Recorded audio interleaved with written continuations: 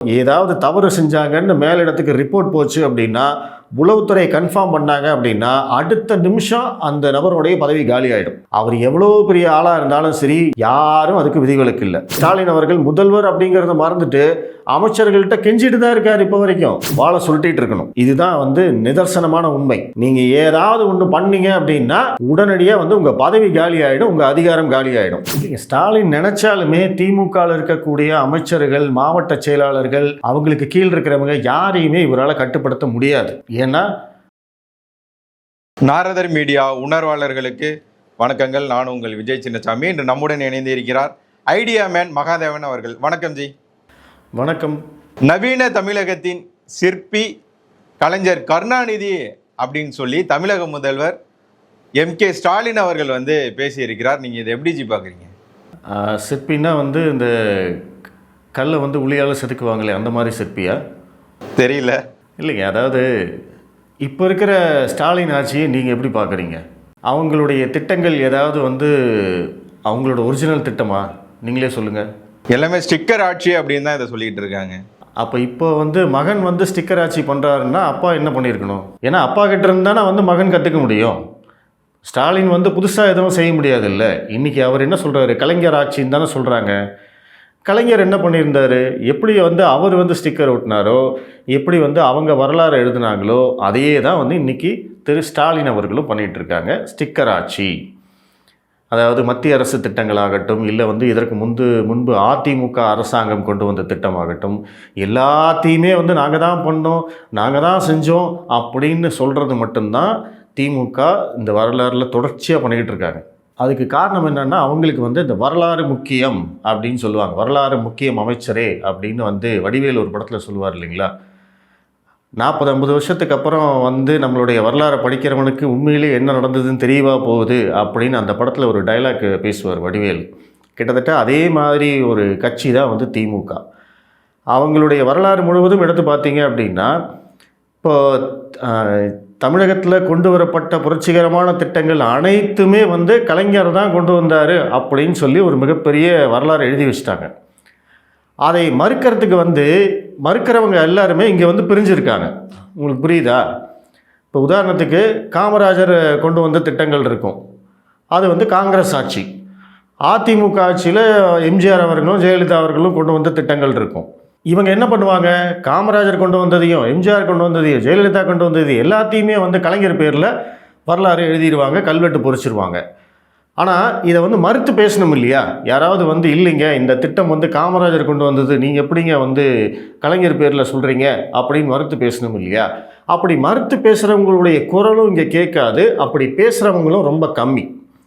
இப்போ திமுக கொண்டு வந்த திட்டங்கள் அப்படின்னு திமுக சார்புள்ள அத்தனை நபர்களும் ஒன்றா ஒரே குரலில் பேசுவாங்க.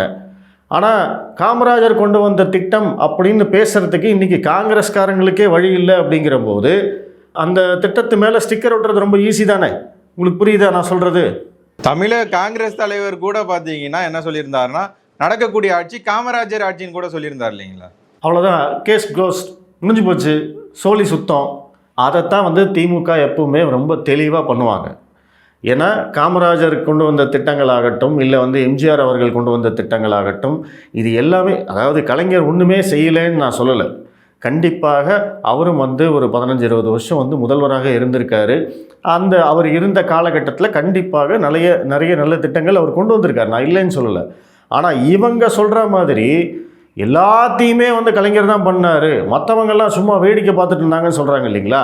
அந்த இடத்துல தான் நம்ம மறுத்து பேச வேண்டியதாக இருக்குது. தமிழகத்தில் போற்றப்படக்கூடிய பல முதல்வர்கள் ஆட்சி செய்திருந்தாலும் ஸ்டாலின் அவர்கள், கலைஞர் மட்டும்தான், கருணாநிதி அவர்கள் மட்டும்தான் தமிழகத்தை வழிநடத்தி சீரும் சிறப்புமாக கொண்டுட்டு போன மாதிரி நவீன சிற்பி அப்படின்னு சொல்கிறத நீங்கள் அப்போ ஏற்கலை இல்லைங்க? அப்படி இல்லை, உண்மை அது கிடையாது. இப்போ உதாரணத்துக்கு நீங்கள் சென்னை எடுத்துக்கிட்டிங்கன்னா, சென்னையுடைய கட்டமைப்பில் திமுகவுக்கு ஒரு மிகப்பெரிய பங்கு இருக்குது. அதை நான் மறுக்கலை. நான் சொல்கிறது உள்கட்டமைப்பு, கூவம் அதை சீரமைச்சது, அந்த மாதிரி ஒரு பக்கம் இருக்குது. இன்னொரு பக்கம் சென்னையுடைய அந்த வளர்ச்சி அப்படின்னு பார்த்தீங்க அப்படின்னா, அது அதிமுக திமுக இரண்டு திராவிட கட்சிகளுமே சென்னைக்கு மிக அதிக முக்கியத்துவம் கொடுத்தாங்க. இப்போ சென்னை இன்றைக்கி பறந்துபட்டு விரிஞ்சு இந்தியாவில் ஒரு மிகப்பெரிய ஒரு நகரமாக இருக்குது அப்படின்னா அதற்கு வந்து இந்த 2 திராவிட கட்சிகளும் காரணம் அப்படிங்கிறத நான் ஒத்துக்கிறேன். ஆனால் அதுவே நீங்கள் வந்து கோயம்புத்தூர் எடுத்துக்கோங்க, திருப்பூர் எடுத்துக்கோங்க, ஒசூர் எடுத்துக்கோங்க, இல்லை சிவகாசி எடுத்துக்கோங்க, இந்த நகரங்களாமும் வளர்ந்துருக்கு இல்லையா? இந்த நகரங்கள் எல்லாத்துக்குமே வந்து தனித்தனிப்பட்ட அடையாளம் இருக்குது இல்லையா? இப்போ கோயம்புத்தூர்னு எடுத்துட்டிங்கன்னா டெக்ஸ்டைல்ஸு, திருப்பூர்னு எடுத்துக்கிட்டிங்கன்னா டெக்ஸ்டைல்ஸ் உங்களுக்கு, ஒசூர்னு எடுத்துக்கிட்டிங்கன்னா கம்பெனிஸ் இருக்குது, சிவகாசின்னு எடுத்துக்கிட்டிங்கன்னா பட்டாசு தொழில் இருக்குது, பிரிண்டிங் தொழில் இருக்குது. இப்படி இவங்கெல்லாம் இதையெல்லாம் கொண்டு வந்தது யார்? இந்த திராவிட கட்சிகளை கொண்டு வந்தாங்க? கிடையாது. அந்தந்த நகரங்கள் அந்தந்த காலகட்டத்தில் வந்து சில முக்கியமான மனிதர்களால் வந்து வளர ஆரம்பிச்சது.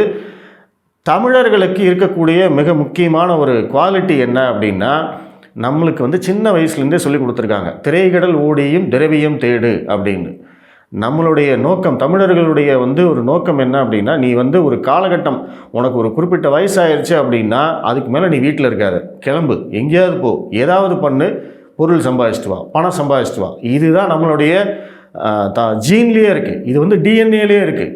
இதுக்கு வந்து இவங்க இப்போ வழக்கம் போல் ஸ்டிக்கர் ஒட்டுற மாதிரி, பெரியார் வந்து தான் உங்களை படிக்க வச்சார், பெரியார் வந்து தான் வந்து ஜெட்டி போட சொன்னார், அந்த மாதிரி சொல்கிற மாதிரி இவங்க தான் என்னமோ வந்து தமிழகத்தை கட்டமைச்ச மாதிரி சொல்கிறது தான் பொய் அப்படின்னு சொல்கிறேன். ஏன்னா இது வந்து தமிழர்களுடைய டிஎன்ஏலே இருக்குது. இவங்க வந்து சென்னையுடைய நகரத்துடைய வளர்ச்சிக்கு வேணால் இவங்க சொல்லலாம். அதுவும் வந்து சென்னை வந்து ஒரு துறைமுக நகரம். அதனால் நிறைய கம்பெனிஸ், வெளிநாட்டு கம்பெனிஸ் எல்லாமே வந்து சென்னையை நோக்கி வந்தாங்க. இவங்க வந்தவங்கக்கிட்ட கமிஷன் வாங்கிட்டு இடத்த கொடுத்து தொழிற்சாலை வர வச்சாங்களே தவிர, மற்றபடி தமிழகத்தில் இருக்கக்கூடிய மற்ற நகரங்களை எல்லாம் இவங்களால் வளர்க்க முடிஞ்சுதா? ஒன்றுமே கிடையாது. இப்போ கோயம்புத்தூர் தானாக வளர்ந்தது, திருப்பூர் தானாக வளர்ந்தது, ஒசூர் தானாக வளர்ந்துருக்கு. ஆனால் இந்த நகரங்களுக்கெல்லாம் அட்லீஸ்ட் அந்த உள்கட்டமைப்புக்காவது இவங்க உதவி பண்ணியிருக்காங்களான்னு கேட்டால் அது கூட கிடையாது. இன்றைக்கி கோயம்புத்தூர் நகரம்லாம் வந்து பெங்களூருக்கு இணையாக இருக்க வேண்டிய அந்த நகரம் அவ்வளோ பின்தங்கி இருக்குது. அப்போ அதுக்கு யார் காரணம்? இதே திமுக தானே காரணம். இவங்க ஆட்சியில் இருந்த போதெல்லாம் கோயம்புத்தூர்லாம் வந்து கண்டுக்கிட்டதே கிடையாது.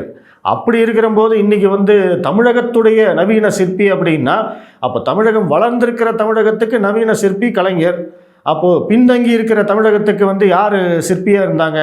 அதுக்கு மட்டும் இவங்க பதிலே பேச மாட்டாங்களே. தமிழகத்தில் எத்தனை நகரங்கள் வந்து பின்தங்கி இருக்குது, எத்தனை மாவட்டங்கள் பின்தங்கி இருக்குது, பொருளாதார வளர்ச்சியிலையும் சரி, தனிநபர் வருமானத்திலையும் சரி, தேசிய சராசரியை விட குறைவாக இருக்கிற நகரங்களும் மாவட்டங்களும் வந்து தமிழகத்தில் இல்லையா? அப்போ அதுக்கெல்லாம் வந்து யார் பொறுப்பாவாங்க?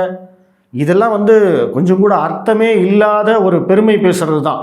அதான் நான் முன்னாடியே சொன்ன மாதிரி வரலாறில் வந்து இவங்களுடைய பேர் வரணும், ஸ்டாலினுடைய பேர் வரணும், கருணாநிதியுடைய பேர் வரணும். அதுக்காக இவங்க வந்து என்னத்தை வேணாலும் சொல்லுவாங்க, அதை எல்லாத்தையும் நம்ம கேட்டுட்டு போகணுங்கிற மாதிரி இருக்குது இன்றைக்கி நிலைமை. அமைச்சரவையில் வச்சு அமைச்சர்களை வந்து கண்டித்து இருக்கிறார் தமிழக முதல்வர் ஸ்டாலின் அவர்கள். ஆட்சிக்கு அவப்பேர் ஏற்படுத்துகிற வகையில் நடந்துக்கவோ செயல்படவோ பேசவோ கூடாது அப்படின்னு சொல்லி அமைச்சர்களை கண்டித்து இருக்கிறார். இதற்கு முன்பு சொல்லியிருந்தார், என்னால் வந்து நிம்மதியாக தூங்க கூட முடியலன்னு சொல்லியிருந்தாரு. இப்போ இந்த மாதிரி சொல்லியிருக்கிறார். இதெல்லாம் நீங்கள் எப்படி பார்க்குறீங்க? இல்லைங்க, ஸ்டாலின் நினச்சாலுமே திமுகவில் இருக்கக்கூடிய அமைச்சர்கள், மாவட்ட செயலாளர்கள், அவங்களுக்கு கீழ் இருக்கிறவங்க யாரையுமே இவரால் கட்டுப்படுத்த முடியாது. ஏன்னா அவுட் ஆஃப் கண்ட்ரோல். அவர் சொன்னது தான் கரெக்டு, நீங்கள் கரெக்டாக சொன்னீங்க. எல்லாருமே வந்து அவுட் ஆஃப் கண்ட்ரோல் தான். ஏன்னா அப்படி அடங்கி இருக்கிறது, மக்களுக்கு வந்து தொந்தரவு செய்யாமல் இருக்கிறது அப்படிங்கிறது திமுகவுடைய டிஎன்ஏலே கிடையாது. அதிமுகவுக்கும் திமுகவுக்கும் இருக்கிற மிகப்பெரிய வித்தியாசம் அதுதான். ஏன் வந்து மக்கள் அதிமுகவை அதிக தடவை தேர்ந்தெடுக்கிறாங்க, ஏன் வந்து திமுகவை வெறுக்கிறாங்க? இப்போ நீங்கள் திமுக எப்போவெல்லாம் ஆட்சிக்கு வந்திருக்குன்னு பாருங்கள். திமுக வேணும்னு சொல்லி எப்போவுமே மக்கள் ஓட்டு போட்டது கிடையாது.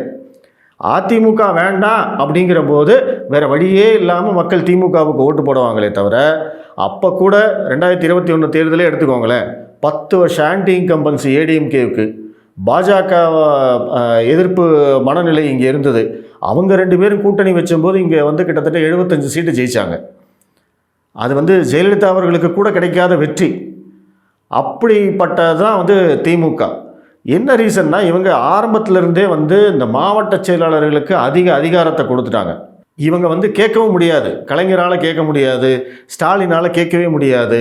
ஆனால் ஸ்டாலினுக்கு அவர்களுக்கு என்ன ஆசை அப்படின்னா, ஜெயலலிதா அவர்கள் எப்படி வந்து அதிமுக கட்சியை வந்து நடத்தினாங்களோ அதே மாதிரி நம்மளும் திமுக கட்சியை நடத்தணும் அப்படிங்கிறது தான் திரு ஸ்டாலின் அவர்களுடைய ஆசை. அதனால தான் வந்து ஆட்சிக்கு வந்ததுக்கப்புறமா உங்களுக்கு ஞாபகம் இருக்கும் ஒரு ஃபேமஸான டைலாக்கு, நான் சர்வாதிகாரியாக மாறுவேன் அப்படின்னு சொன்னார். ஞாபகம் இருக்கா உங்களுக்கு? இருக்கு. இப்போ சமீபத்தில் கூட பார்த்தீங்கன்னா அப்பாவா உருவெடுத்தார் இல்லைங்களா? ஆமாம், அது அடுத்த அவதாரம். முதல்ல சொன்னது நான் சொல்கிறேன். சர்வாதிகாரியாக மாறுவேன், சாட்டையை சுழற்றுவேன், தவறு செய்தவர்கள் யாராக இருந்தாலும், எனது கட்சிக்காரர்களாக இருந்தாலும் உடனடியாக அவர் மீது நடவடிக்கை எடுப்பேன் அப்படின்னு டயலாக்லாம் விட்டார். ஆட்சிக்கு வந்த புதுசில் அந்த வீடியோலாம் நீங்கள் பார்த்துருப்பீங்க.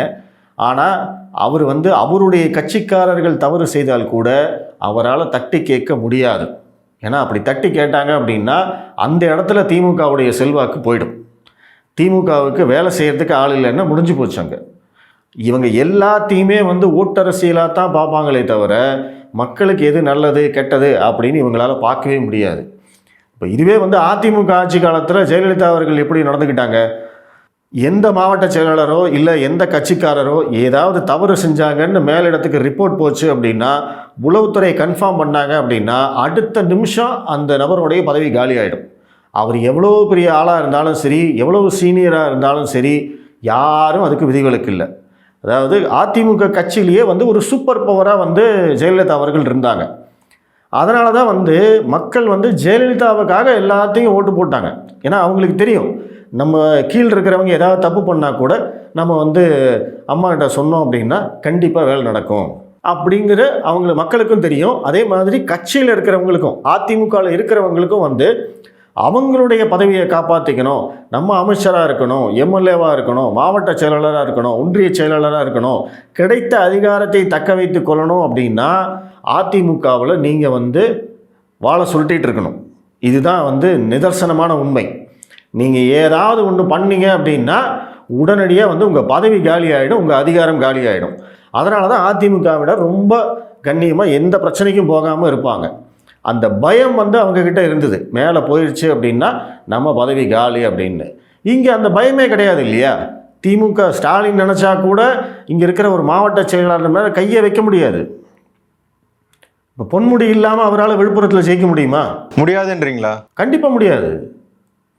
ஏன்னா அந்தந்த ஊரில் இப்போ KN நேரு இல்லாமல் திருச்சி வெற்றி நினச்சி பார்க்க முடியுமா அவரால்? நீங்கள் சொல்கிறத பார்க்கும்போது அண்ணாமலை சொல்வார் இல்லைங்களா, குறுநில மன்னர்கள்னு, அந்த மாதிரி தான் இருக்கு. ஆமாம், நீங்கள் ஜெயலலிதா அவர்கள் யார் இருந்தாலும் இல்லைன்னாலும் அவங்களால ஜெயிக்க முடியும். அதுதான் ஒரு லீடர். அவங்கள ஏன் மக்கள் ரொம்ப விரும்புகிறாங்க அப்படின்னா அதற்கு காரணம் அவங்க கட்சியில் இருக்கிற யாரையுமே நம்பி இல்லை. ஜெயலலிதா அப்படிங்கிற அந்த சூப்பர் பவர் மட்டும்தான் அதிமுக.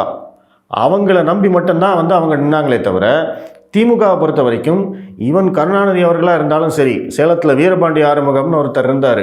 அவருடைய கதையெல்லாம் எடுத்து படித்தீங்க அப்படின்னா அவர் கருணாநிதி அவர்களே எடுத்து பேசுவார். ஒரு உதாரணம் கூட சொல்லுவாங்க. ஒரு காலகட்டத்தில் ஒரு குடும்பத்துக்கு ஒரு பதவி தான் அப்படின்னு ஒரு பொதுக்கூட்டத்தில், அதாவது பொதுக்குழு அவங்க கட்சி கூட்டத்தில் கலைஞர் அவர் பேசுகிறார். அப்படி பேசுகிறபோது டக்குன்னு வீரபாண்டி ஆறுமுகம் எந்திரிச்சு, அப்போது உங்கள் குடும்பத்துலேயும் உங்களுக்கு மட்டும்தானே தலைவர் பதவி அப்படின்னு கேட்டாராம்மா. அப்படின்னா என்ன அர்த்தம்? உங்கள் குடும்பத்துலேயும் உங்களுக்கு மட்டும் பதவின்னா மற்ற எல்லாரும் அதை ஒத்துக்குவாங்க. இல்லையா, உங்கள் குடும்பத்துக்கு 2 பேர் பதவி அப்படின்னா நாங்கள் மட்டும் எதுக்கு விட்டு கொடுக்கணும் அப்படிங்கிறது தான் அவர் கேட்டதோடைய அர்த்தம். கலைஞர் ஆடி போனவர் அப்படியே அந்த டாபிக் அதோடு விட்டுட்டாருன்னு சொல்லுவாங்க. கிட்டத்தட்ட திமுகவில் இருக்கிறவர்கள் அத்தனை பேருமே பார்த்திங்கன்னா அந்த குறுநில மன்னர்கள் அந்த நிலைமையில் தான் அவங்களுடைய நினைப்பு எல்லாமே அப்படி தான் இருக்கும். இந்த ஏரியா ஏன் கண்ட்ரோல், என்னை மீறி இங்கே எதுவும் நடக்கக்கூடாது, என்னை மீறி யாருமே எதுவுமே செயல்படக்கூடாது, எதுவாக இருந்தாலும் என்னை கேட்டு தான் செய்யணும் அப்படிங்கிற அந்த மனநிலை தான் இவங்களுக்கு இருக்குது. அந்த மனநிலையை மாற்றாமல் இவர் முதல்வர் ஸ்டாலின் அவர்கள் முதல்வர் அப்படிங்கிறத மறந்துட்டு அமைச்சர்கள்ட்ட கெஞ்சிட்டு தான் இருக்கார் இப்போ வரைக்கும். ஐயா தயவு செய்து எந்த தப்பும் பண்ணாதீங்க, என்னால் தூங்க முடியல அப்படின்னு இவர் இன்னும் கெஞ்சிக்கிட்டு தான் இருக்கார். ஆனால் இவருடைய ஆசை என்னமோ ஜெயலலிதாவாகணும் அப்படிங்கிறது தான். ஆனால் அந்த மாதிரிலாம் நடக்கிறது இல்லை. உங்களுடைய பொன்னான நேரத்தை ஒதுக்கி பல தகவல்களை நாரதன் மீடியாவுடன் பகிர்ந்து கொண்டதற்கு மிக்க நன்றிகள் ஜி. நன்றி.